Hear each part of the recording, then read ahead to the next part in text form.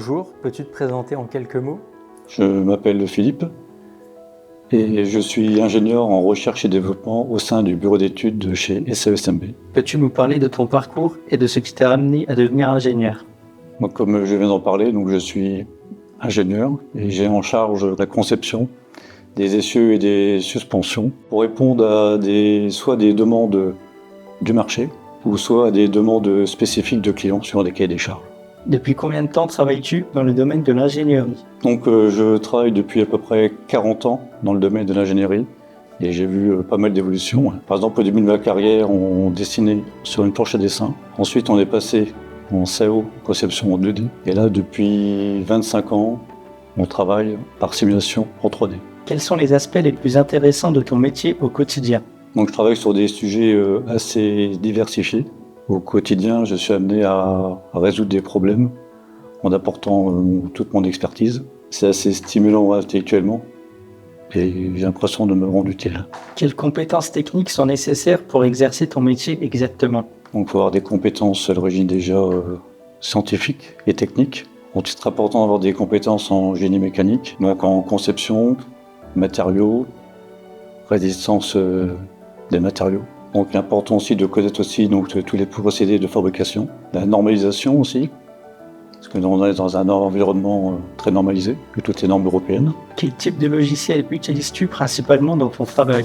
Donc on utilise principalement un logiciel de modélisation et de simulation en 3D. On utilise aussi des logiciels de calcul par élément fini. On utilise aussi un ERP, donc c'est le système de gestion qui gère tous les process de l'entreprise, des achats, de la fabrication jusqu'à la comptabilité. Et ensuite, tous les logiciels de bureautique, donc Word, Excel, Outlook. On utilise même Teams pour les visios. Quelles sont les étapes clés dans la gestion de projet? En premier lieu, il y a l'élaboration du projet. Ça passe par une phase de faisabilité. C'est là où on détermine les coûts, les investissements. On recherche, il n'y a pas des brevets. Le cahier des charges. Après, c'est la planification. Et ensuite, on passe en phase prototype. Donc ça, il y a la conception et la fabrication. Ensuite, il y a la validation du prototype. Donc il y a l'essai de montage, essai sur banc ou essai routier. Ensuite, c'est la phase d'industrialisation. Et après, il y a la pré-série et la série. Qu'est-ce qui te plaît le plus dans ton métier? Moi, dans mon cas, c'est de partir sur une page blanche et de faire appel à toute ma créativité. Quelles sont les compétences essentielles pour être un bon ingénieur? Je pense qu'il faut être curieux et ouvert au changement. Et il faut aussi avoir une solide base technique. Quel conseil donnerais-tu à quelqu'un qui souhaite exercer le même métier? Alors déjà, choisir une bonne école d'ingénieur reconnue.